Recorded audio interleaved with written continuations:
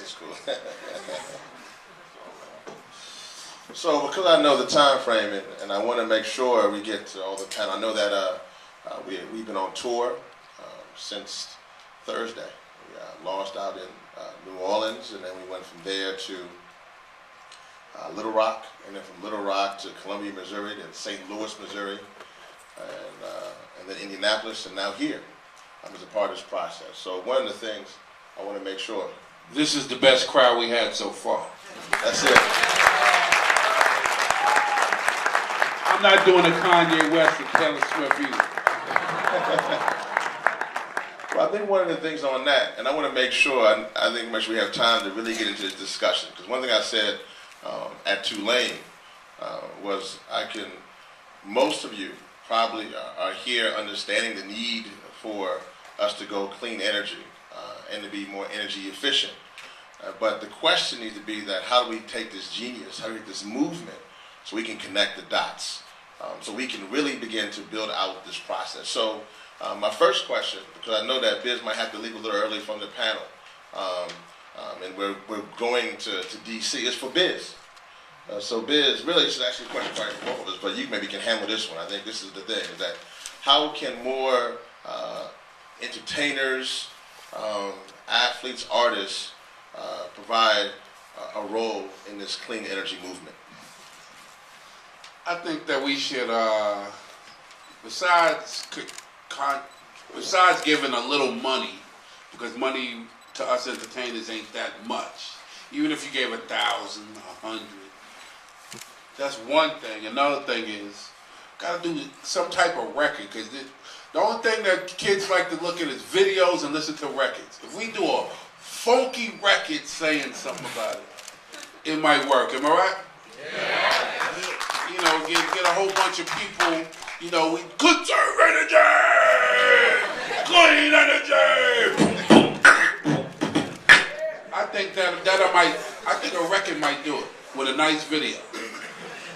No big booty holes in it though. Just a straight good video, nice, good, clean video, clean energy. I think y'all will watch it with all your favorite stars in it. You know what I mean? The Lil Waynes, the Jay-Z's. You know what I mean. The next question here is actually for Renee. Renee, since you're a student, and one of the questions here is, why is this message, why is the message for transitioning to clean energy important? I think that the message for transitioning to clean energy is really important because it is something that really is going to affect us later on, you know, when we're out of school and we're on our own, more so than what it really is now. And we're really in the position now to start making the changes and things that we need to do and just really coming up with new processes and better ways of doing things and really just pushing for those processes to be implemented and make sure that they're effective for the people who need to use them. Just really thinking about it, it just really affects a lot of people, especially in, you know, urban and highly populated areas. You know, with global warming, and as you said earlier, you know, with, you know, people getting asthma and heat stroke, and just thinking back to Katrina, when a lot of people are really iffy on whether, you know, global warming had something to do with, you know, Hurricane Katrina or not. But the fact is that all those people were displaced and really just had nowhere to go. Their homes are gone. And, you know, we really need to do something about this and be more proactive about the things that we can do. Definitely. It's real talk. Actually, I'll go back from Biz, then Lauren. That's another question for you, Biz. Here, I think that, you know, in Hip Hop Caucus in 2004, we did the Vote or Die campaign.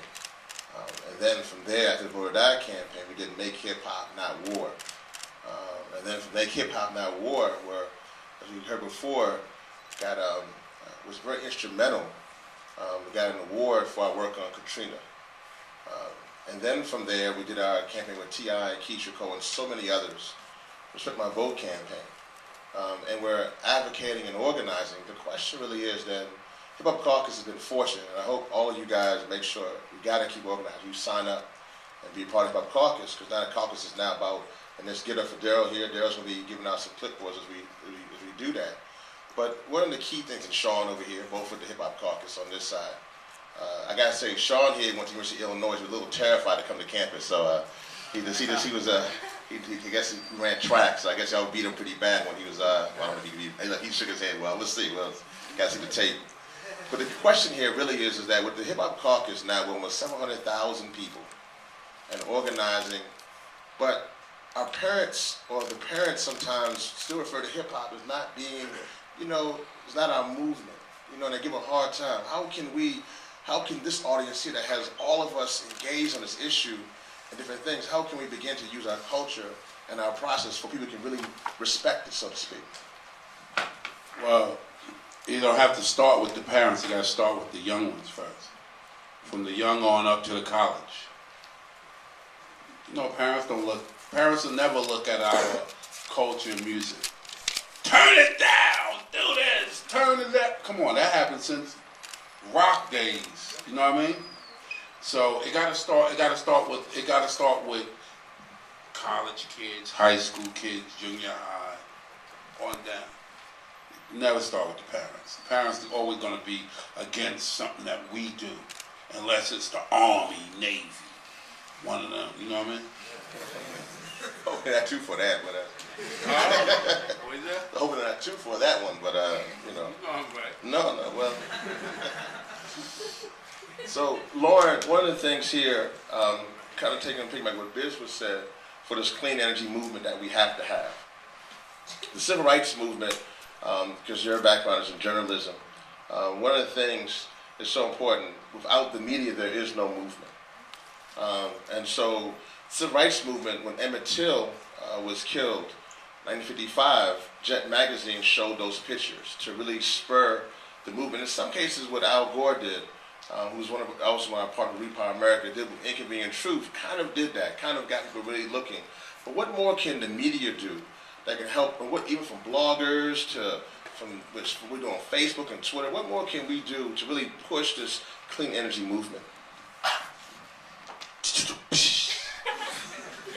Well, I think you're absolutely right, and what the media can do, well, first of all, it's in their best interest to cover this because it's huge. We're in this little bubble on campus, but I don't know if everyone realizes how massive this movement is. So it's in the media's best interest to cover this because, What are you doing? All right, okay. She's back.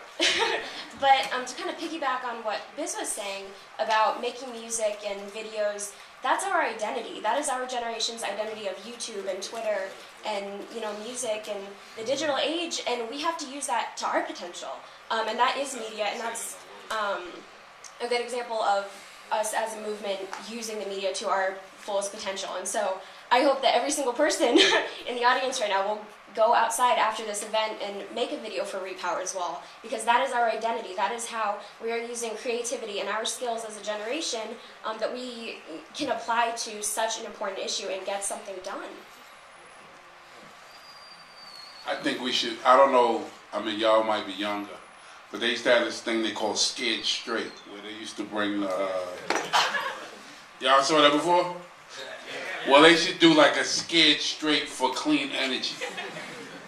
You know what I mean? That'll be a good video.